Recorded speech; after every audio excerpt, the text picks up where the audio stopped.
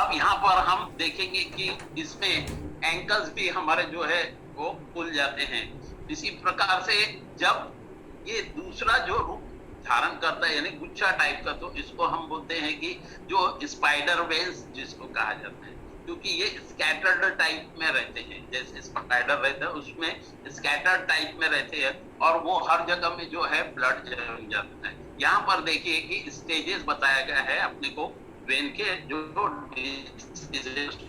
Stage 1 में जो रहता है स्पाइडर वेन रहता है। देखिए यहाँ पर जो आप देख रहे हैं कई कई जगह में ब्रेकेज होते हुए ये वेन्स जो है स्वेल हो रहे हैं। उसी प्रकार से स्टेज 2 में जो वेरिकोस वेन है, यहाँ पे कुछ कुछ जगह कंटिन्यूटी दिख रही है, कुछ कुछ जगह ब्रेक दिख रहा है, कुछ कुछ जगह कंटिन्यूटी दिख रही है। उसी प्रकार से जब लेग एडिमा होता है, तो लेग एडिमा में क्या हो रहा है दोस्तों, स्टेज 3 में वेरिकोस वेन की संख्या भी बढ़ रही है और उसी प्रकार से आपका जो पैर का शेप है वो भी फूलने लगता है। स्टेज 4 में आता है स्किन आपका चेंजेस होने लगता है कि ब्लूइश हो रहा है या रेडिश हो रहा है और उसका कलर चेंजेस होने लगता है। स्टेज 5 जब आता है, वो आखिरी स्टेज हम जिसको कहते हैं कि वो होता है लेग का अल्सर, जिसमें हमको ऐसे फोड़े फोड़े नुमा जो है वो हमारे पूरे लेग्स में दिखाई देती है।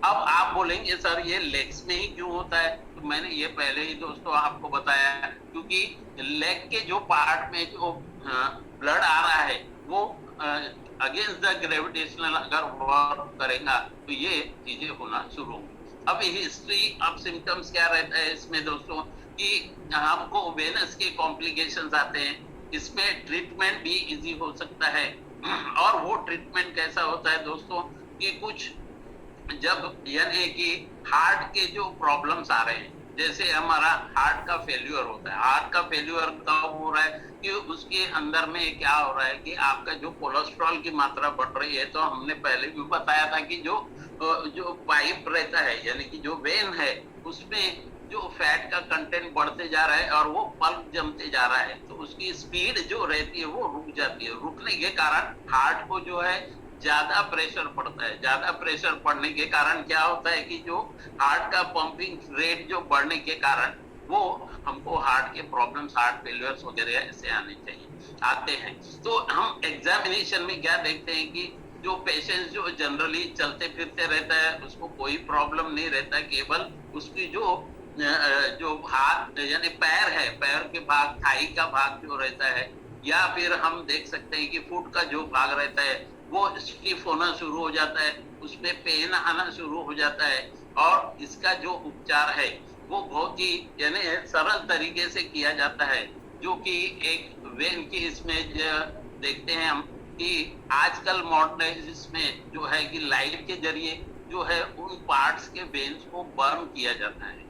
और उसमें क्या होता है कि जो वेन्स जहां पर बर्न होते हैं तो हमको महसूस नहीं होता, लेकिन जब वो वेन्स बर्न होने के बाद में क्या होगा कि जो उसके जो वॉल्स है वो खुलने शुरू हो जाते हैं, यानी उसमें इलेक्ट्रिसिटी फॉर्मेशन शुरू हो जाती है। जब इलेक्ट्रिसिटी फॉर्मेशन शुरू होगा तो दोस्तों यहाँ पे एक और ध्यान में रखना है कि जो वेन में है वो वेन में इलेक्ट्रिसिटी होती है, लेकिन आर्टरीज में इलेक्ट्रिसिटी नहीं होती, उसमें वॉल्स की संख्या भी कम होती। तो आर्टरीज जो है वो स्टिफनेस में रहते हैं, क्योंकि उनको ब्लड का फ्लो करना है, यानी गुड ब्लड हमारा जो प्योर फॉर्म में ब्लड है वो नीचे आ रहा है, यानी टुवर्ड्स द ग्रेविटेशनल आ रहा है। इसका मतलब उसका फोर्स भी बहुत ज्यादा रहता है।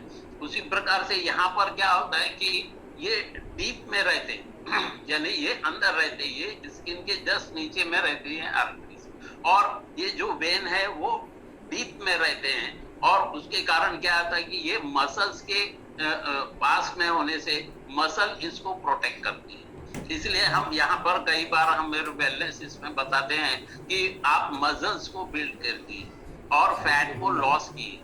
तो ये क्यों कहा जाता है, अगर आपका मसल्स अच्छे से बिल्ड रहेगा तो क्या होगा कि ये जो कॉन्ट्रैक्शन एक्सटेंशन का वर्क है अपना वेन्स का भी,